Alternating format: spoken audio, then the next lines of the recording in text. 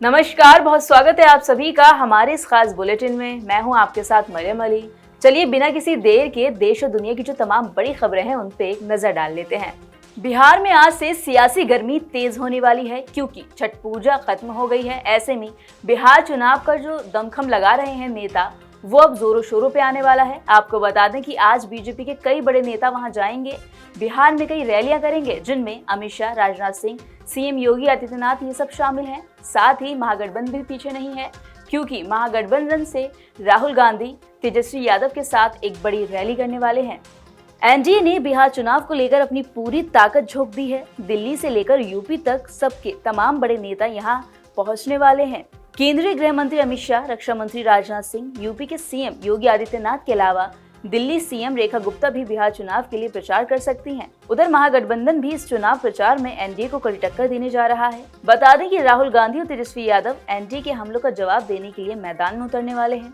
दोनों ही नेता एक साथ एक मंच से चुनाव प्रचार की कमान संभालेंगे। वहीं खबर ये भी है कि प्रियंका गांधी भी बिहार पहुंच सकती हैं। चक्रवाती तूफान मोंता के बारे में हम लगातार आपको अपडेट दे रहे हैं। बीते दिन भी हमने आपको बताया कि वो काफी तेजी से आगे बढ़ रहा है, जो आंध्र प्रदेश के तटों से टकरा सकता है। और ऐसा ही हुआ। आज ये खबर आई है कि आंध्र प्रदेश के तटों से टकराकर उन्हें पार करके वो उड़ीसा पहुंच गया, जहां जो सामान्य जनजीवन था वो अस्त व्यस्त हो गया और वहां पे लोगों को काफी ज्यादा परेशानी हुई। ऐसे में आईएमडी का ये भी कहना है कि जो ये तूफान है मोंथा, इसकी रफ्तार धीमी भी होगी, हल्की हल्की धीमी हो रही है। लेकिन आपको बता दें कि सूत्रों के मुताबिक बड़ी खबर सामने आई है कि इस तूफान मोंथा की वजह से एक शख्स की मौत भी हो गई है। वैसे तो ये चक्रवाती तूफान मोंथा धीरे धीरे काफी तेजी से आगे बढ़ रहा है। वहीं दूसरी तरफ आईएमडी का ये कहना है कि ये जो तूफान है ये आगे चलकर थोड़ा कमजोर पड़ जाएगा।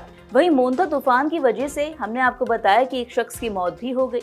दरअसल कोनसीमा जिले में एक बुजुर्ग महिला के घर पर पेड़ गिरने से उस महिला की मौत हो गई। इसके अलावा तेज हवाओं की वजह से नारियल के पेड़ उखड़ने से एक लड़का और एक ऑटो चालक घायल भी हो गए। उधर दिल्ली के प्रदूषण की बात की जाए तो लगातार बढ़ रहा है, सामान्य नहीं हो रहा। ऐसे में हर किसी को सांस लेने में काफी दिक्कत हो रही है। आज की बात करें तो आज सुबह भी कई जगहों पर 300 से 400 के बीच जो AQI है वो दर्ज किया गया। ऐसे में कई इलाकों को, करीब 12 इलाकों को रेड जोन घोषित कर दिया गया। वहीं साथ ही जो 22 इलाके हैं उन्हें ऑरेंज अलर्ट दिया गया। रेड अलर्ट का AQI 300 से 400 के बीच है, जबकि ऑरेंज अलर्ट वाले इलाकों का AQI 200 से 300 के बीच बना हुआ है।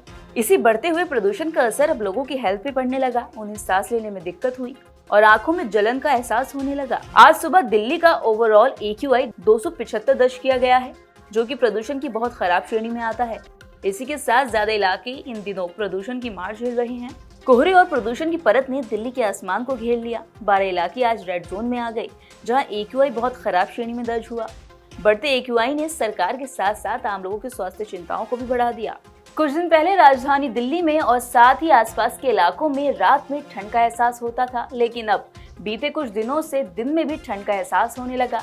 तापमान की बात करें तो तापमान काफी तेजी से नीचे गिरा है। ऐसे में ठंड भी बढ़ गई है। आईएमडी का कहना है कि बारिश भी हो सकती है और अगर बारिश हुई तो उसके बाद ठंड और ज्यादा बढ़ जाएगी। जान लेते हैं कि दिल्ली और इसके आसपास के इलाकों में मौसम कैसा रहने वाला है। दिल्ली में आज हल्की धुंध के साथ आसमान साफ बना रहेगा। दोपहर के वक्त थोड़े बादल छाए रह सकते हैं। अधिकतम तापमान की बात करें तो वो 29 से 31 डिग्री के आसपास रहेगा।